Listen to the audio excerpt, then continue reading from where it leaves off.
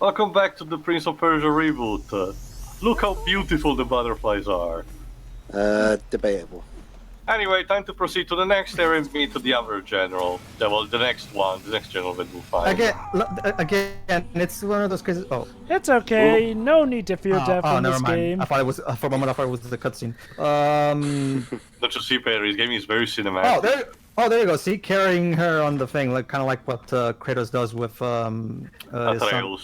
Atreus. Anyway. Question. Yes. Go ahead, sure. Sure. Can you actually die by falling then, or will she grab you every... No, she will grab you. I explained this in the first part, Shiri, but let me elaborate a bit better. Any form of death in this game is nothing, means nothing. It's a slap on the wrist, as Dimitrov will call it. This is Prince of Persia for babies. Not even that, because it's more like... How would I explain it properly? It's like the PC version. Well, actually, there's more for the climbing bits, but the climbing bits here remind me of the PC version of the Spider-Man 2 game. You don't even swing freely around in that one. You just click on these little icons and you just swing on it. I'm more talking about the cheapness of that. Hold on. Scarf? It's lucky. I didn't think you believed in that sort of thing. I don't. But maybe it believes in me. I kind of like the color scheme of the Prince. Well, brown, red, and blue. Okay, I think the best way to... This one? No, it's just called the Prince. And you know what's the more stupid thing? I think it will be more elaborate on later. But it's not even a prince. It's just like it's the classical rogue who wanders around and makes himself a title that's not his own. In order to, to be fair, Well, to be fair, it's similar in tune with stories of Arabian Night, like Sinbad the Sailor, a person who wanted to create fame of his own, but in order to do so, had to fake basically its identity to actually get somewhere. So you can get the spirit behind it. So I don't think it's a malicious case where the reboot tries to undermine its predecessors, but it just has a bad timing. Yeah, go on, Dweebs, I'll tell more later. Well, to be fair, Pulk of Persia doesn't sound like a very good title for a game. I think the major issue is that they don't really do anything with it. We're in the territory of our third general, the Concubine. Place for only a few people. It's not... And yes, it's the ruins of the actual royal palace, basically where Elika and her father used to live. So this area in particular will get most of the more direct lore tied to Elika and her life here before the corruption. The cavern was Some wine cellar.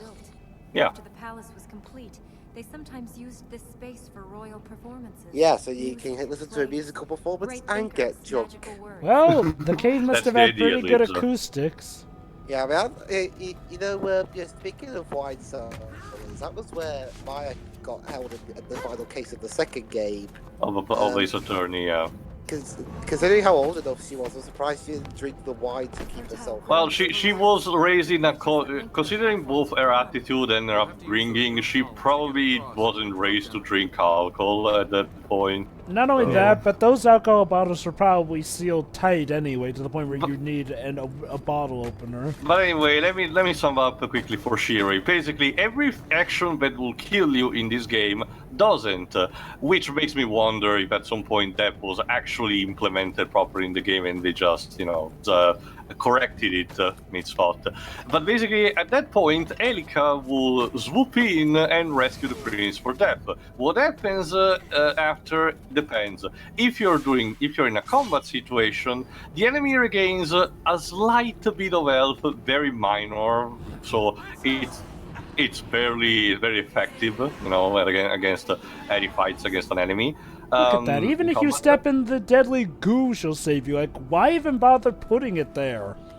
For not making you climb or climb down some obstacles. But anyway, and a game overs are a failure of the game designer, don't you know? And this is also made by a French David game Cage developer. philosophy of game. And in platforming section instead, you will be transported to the last ledge where you were jumping on.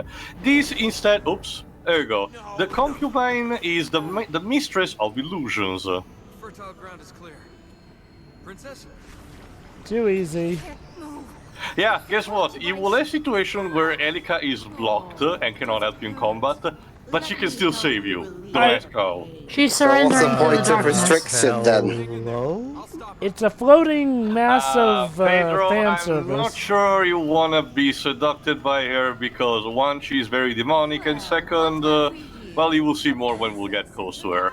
I don't no, know, what, Tail, but what if Pedro likes demonic? I don't know, Tail. Demonic Laura Bailey didn't. Yeah, I was about to say, Catherine- remember, he's a fan of Yeah. Sea Catherine. Let's just say that as a succubus, when it comes to demonic thing, C. Catherine still looks very human in appearance. Now Our when she's Concubine- going demo form with those razor-sharp Yeah. teeth of hers. Except for that one ending, Tail, where Vincent takes over the underworld. True, but she's at worst she sprouts maybe wings and a pair of horns and skin color, but that's literally it. This concubine is more rat-like in Eldritch appearance. Abomination. No, she's a furry. Worse. We'll see. Well, also, too, let's not forget that stage where Sea Catherine tries to kill you, and she's Yeah. got that whole. But Monster. what I Well, was saying she's a is, succubus, so. um, That reminds me, the Atlas USA is taking care of making changes to address the concerns people have with that game. Yeah, we're all aware at this point. I mean, we will not change the opinion that Risotero has at this point anyway, but whatever. Tail, that would require Risotera to have, I listen know, to but- reason. but so. yeah, that's the question. Why even trying at this But point? from what I even saw, like, whoever was posting a lot of the shit on Reset Error were flat out lying anyway. What a So- surprise. But Yeah. to go back to this game, actually, basically, right now, the concubine plays. I'll talk to you about that Shira later. Sure. I actually have some insight into that. Anyway. The concubine plays appropriately a game of cat and mouse. As you can see, the prince has to chase her until she actually gets on the main arena where you can actually fight her. Wonder what made her decide to go in the main arena. Actually, now that I'm seeing her up close, yeah, she's Sorry, Decaying. Pedro, not enough meat to No, beat. I'm agreeing with you. No, it's not.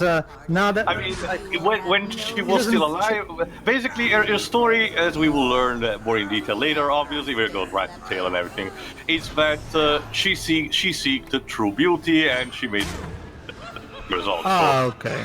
So it kind of makes sense. It's the classic, I seek beauty, but in the end I got screwed over and I'm ugly. Was that like, kind of like a throwback at the swordplay of the original that I noticed? A bit, but like I said, well, it's funny you mentioned this because at the end there is sort of an Easter egg in that. But anyway, let me go talk quickly a bit more.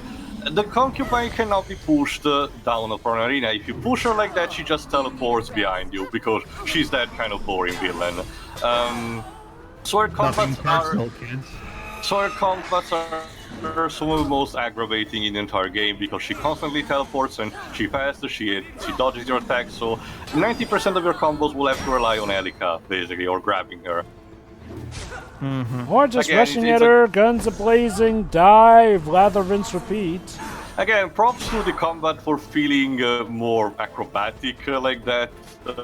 If it actually was worth something, it would have been nicer too, but whatever. But anyway, to finish quickly, if you supposedly die, during a platforming sequence, you're teleported back to the last ledge where you jumped on. So, there is the foundation actually for a good challenge in a sense of offering you a series of platforming where you don't have quarter and you need to calculate your movement precisely, similar to say Super Meat Boy, otherwise you will be teleported back to the beginning. So there is a thought process on that, but I just say that at least for like 90% of the game it's not very creative with that. At least in Meat Boy, very you actually similar. have to learn something when you fuck up. Yeah. Again, that's my major issue with this game. It's like, well, no matter what happens, even if you There die, we go. you won't suffer much and you don't really learn much. But okay. Well, it's been entertaining. Well, Be for- gone, fox. Oh, I see. You're gonna hit me with a boss battle, and then you just run off like a This like a is kinda- coward. Okay. This is kind of the establishment of the generals. We will basically have boss. fighting constantly. Each, as you may notice through the map, each of the 4 main areas are divided in a first fertile ground, the one we are hitting right now. Well, this is not like the raincoat killer, at least. 4 main fertile grounds for each territory, for a total of 16 more, and then a final one, which are basically the strongholds of each general. So basically, in total, is 6 stages per general. I have a question. Yes, sir? This is okay. You'll be able to correct me with this anyway. This is the Oh. first game I'm actually seeing of this series. Yes. In terms of the aesthetic that we've seen up until this point, is it normal to have anything that colorful, like as that character, like bright No. pink? Isn't Not it's for not. this series, The no. previous games have adopted while a slightly cartoony style, a more realistic-looking engine, if that makes any sense. This Because she instead, seems too colorful for this aesthetic. like I said, this instead tried to blend in more a cell shade, using instead the Scimitar engine for the first Assassin's Creed. Well, what I was going to say actually ties into what Shiro was saying, so allow me to expand upon what Liz was saying. Again, the problem with the visuals of this game is that the game doesn't seem to know what it's... The art director doesn't seem to really be able to decide what the hell he wants the game to look like. Okay, I'm going to try to make it a bit more colorful and shit. However, at the same time, I'm still going to have these backgrounds that still look very poorly defined and don't really take advantage of the cell shading engine to begin with. She just looks a bit too colorful against the rest of what we've seen. Go live like this. Anyway, we have collected enough light. Go ahead, Theo. Go ahead. We have collected enough light seeds, which means we can actually start unlocking one of the 4 main abilities, that will allow you to progress. One of Ormaz's power, actually. It's the cool thing is that you can choose the order in which you tackle them. There's no real, scripted thing that you can go with. It only ties you into the fertile grounds that you can kneel as a result of unlocking these powers. So it's a middle ground between an open Metroidvania style game and a more linear scripted platforming. I like the idea, but I wish it could have been implemented a bit better, especially because these upgrades are just their situation with no real actual upgrades. The cool thing is that they are for platforming only. They are not combat related. You have anything that you need for combat right now. But in order to obtain this, you have to kind of do sort of similar what Skyward Sword does. You're transported into an ethereal place, and you need to use said power to reach the goal of the area where you are, and after that you will obtain properly. Thankfully, it doesn't involve a stealth section against a bunch of stone guardians that insta-kill you if they notice you, so there's that at least. I'll still take that over the Tears of Light sequences too, to be honest.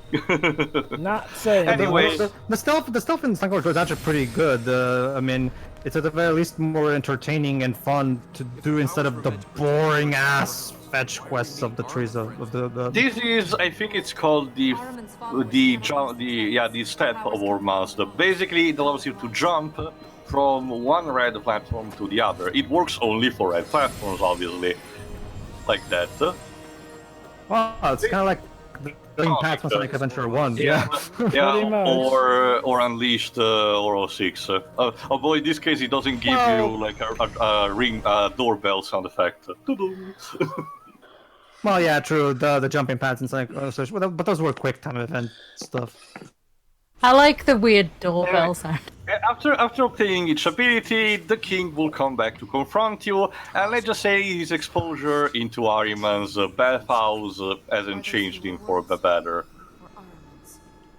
Where was Ormaz when your mother was taken from us? In your hour of need.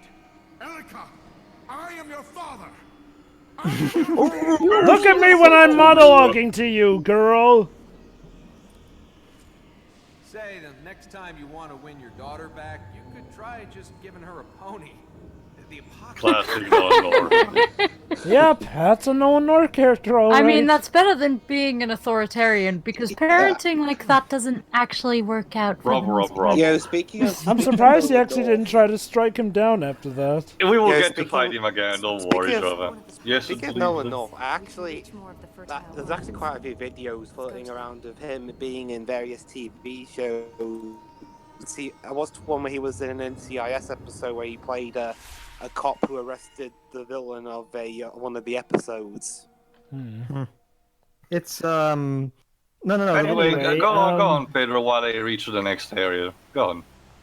Well, again, it's like I said, the art director doesn't seem to know what he wants to do. Like, there are elements that are clearly taking advantage, like the grass there, and to a lesser extent the character models.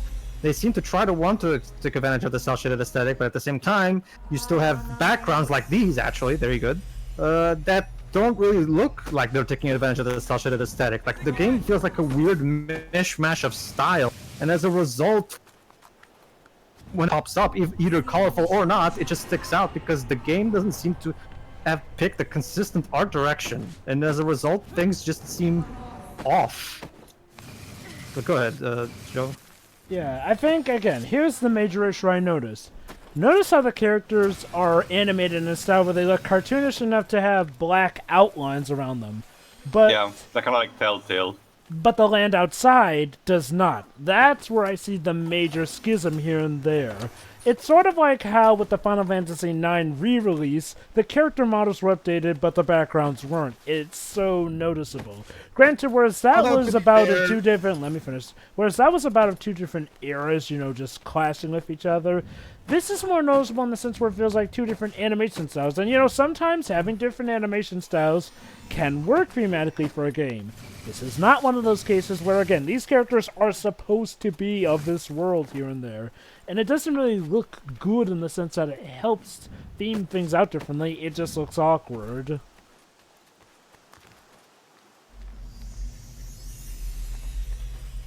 Some god of light, sticking us with his problems.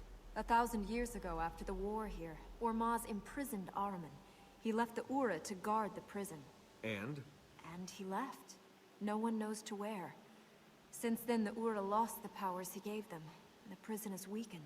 You can't just pray a bit, bring him back? If Ormaz were here, he would stop this. He's not, so it is up to us. You have powers. Does that mean Ormaz is coming back? It is not Ormaz who has given them to me. It is the temple.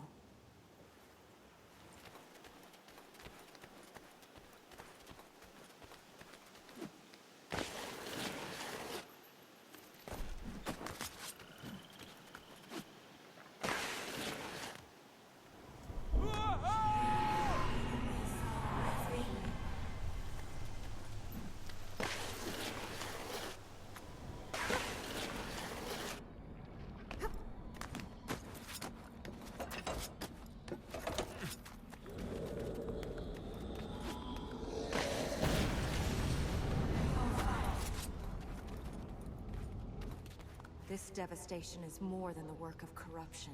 Why do I get the feeling if corruption didn't do this, something worse did? In the last battle with Ahriman, the city was given to the warrior.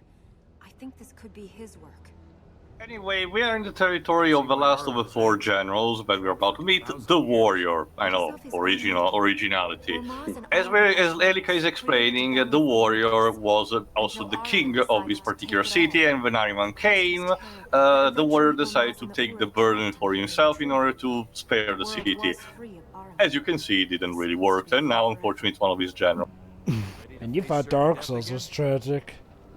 It's interesting we talk about Final Fantasy IX too. Guess what happened? Today when I turned on my PS4, my Final Fantasy IX re-release Yeah, there's a patch because there was a glitch that had... oh, there it is. There was a glitch that basically didn't allow the background music to restart again after fights. They made the background music restart again after fights instead of having them continue from where they left off. This patch fixes that. And in return for the king's soul, Ahriman gave him the strength to fight the armies that threatened him. That's nice, I guess. No mention of weaknesses. You had to pick Let me this guess, one as- just hit him until he falls down. All the evil creatures were Well, that's usually how these things work, so... angry sheep. Shira, you have any input on that? Nope, not at all. Well, actually, it actually is kind of important because one of the big issues with old NES and even some Super Nintendo JRPG is the problem is that every time you get into a random battle, you have to hear the world map music from the beginning all over again, and you never get to hear the full song which is in why this starting case with it was like PlayStation as well. yeah, fortunately, starting with the PS1s, most developers started to realize that no, we need to come up with some kind of way for the music to continue from where it left off, because otherwise the player will never be able to listen to the full song at all. So it kind of is an important thing, if you care, especially considering how fantastic Uematsu's world map themes are. Anyway, here we go. Okay, of all the generals, the Guardian is the one that actually gives you a decent amount of challenge. Why? He's basically indestructible. You cannot chip his health bar at all. There you go, you cannot be harmed at all. So your strategy will have to be push him under objects that fall on him, or push off the ledge of the Okay. So at least in this case, you not dying from Elika is even more inconsequential, arguable, but at least there is some combat challenge here. Sure. Instead of having just forced to, chip away the help of the enemy. Go on, Pedro, you were saying? Well, that's the thing too. Considering you yourself can't die either, this is basically a battle of attrition. So... I mean, that is sort True, of but at least I am forced to actually, do something instead of just, spamming attacks. Do something. Do well, something. yeah, goody gumdrops for them, but at the end of the day, Well, I will essentially, take anything, Jova. It's well, that's the problem, Tio. That's when you have to settle. There we That's when go. we've got a bit of an issue. Oh, and there Well, you go. that was no big deal. Moving on. Oh, and the boss exploded, Metal Gear style. Okay. Don't worry, we'll be back. That was scary. You could have done Prince another of Persia take. was filmed in front of a live audience. He's a man, not a thing. If he was a man, he's not anymore. What he Those did, who he did fight for honor. We monsters. should try and use He's a thief now. Enemies Whoa, of that Cocoon. happened. Let's get going. Well, Teo, it actually looked a lot like a thief. So.